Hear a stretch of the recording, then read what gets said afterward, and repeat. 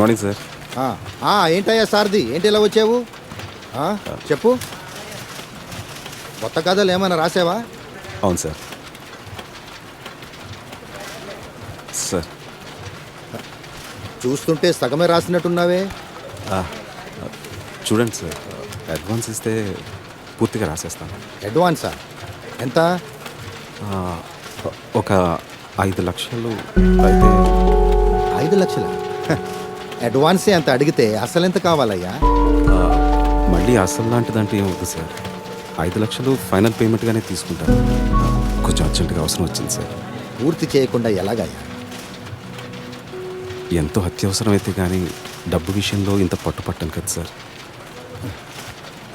సారథి, నువ్వు ముందు దీన్ని పూర్తి చేసుకునిరా. ఈ లోపల సార్తో మాట్లాడి నేను చేయగలిగింది చేస్తాను. తప్పకుండా చేస్తారు. నేను చేయగలిగింది నేను చేస్తానయ్యా.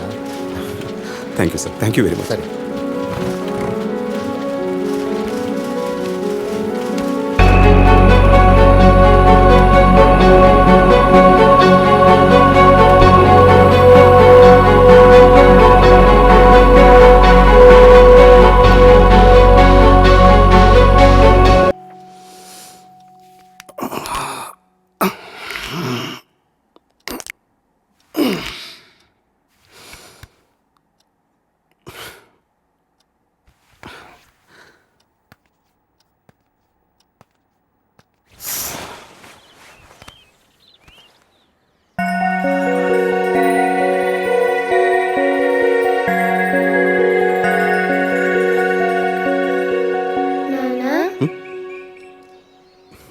లేచేసావా?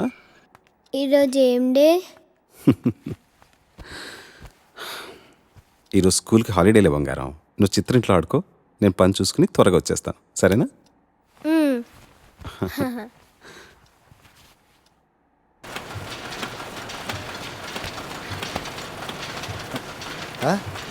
ఏంటి అయిపోయిందా? ఇంత త్వరగా ఎలాగయ్యా?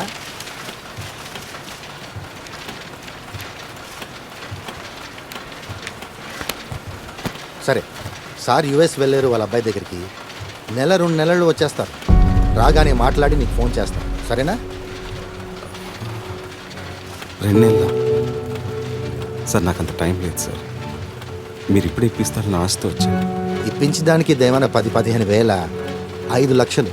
ఈ బిజినెస్ సంగతి నీకు తెలియదు కాదు సార్. అది ఎంతో ఆలోచించి విచారించి కానీ ఒక నిర్ణయానికి రారు. నా ఆత్మాభిమానాన్ని వదులుకుని మరి మిమ్మల్ని ప్రాధేయపడుతున్నాను. కొంచెం అర్థం చేసుకోండి సార్, ప్లీజ్. అర్థం చేసుకుని నేను మాత్రం చేయగలిగేది ఏమీ లేదు సారథి. నేను కూడా నెల జీతగాడిని మాత్రమే. అలా అనకండి సార్, నాకు వేరే దారి లేదు. సారథి, మరోసారి చెప్పించుకుని నీ మీద ఉన్న గౌరవాన్ని పోగొట్టుకోవద్దు. ఫోన్ చేస్తానన్నానుగా, ఓపిక పట్టు.